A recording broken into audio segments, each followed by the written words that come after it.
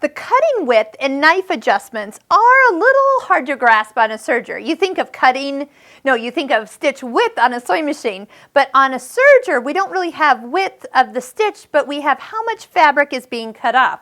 So on a lighter weight fabric, if you have too much fabric trying to get pulled into that little area, it's going to kind of turn out a little tunneled or rolled. It's not going to lay as flat. So right now I've got the cutting width that's far away from the needle on just this little 3-thread, and the fabric has kind of a cup to it. So it's not as smooth. Sometimes it makes the tensions not look real even because the fabric's trying to sneak between or out. Even this one, you can almost see it a little bit. See how it's kind of just rolled that fabric underneath. There's too much fabric getting squished into that little space. But on the other hand, as you go to a smaller setting, like all the way on the reverse side, then we have it where it makes it so it looks like the fabric or the loops are hanging off the edge. Now, one thing nice about on this serger is you have what's called a micro thread control. That is the other little lever down here on this side.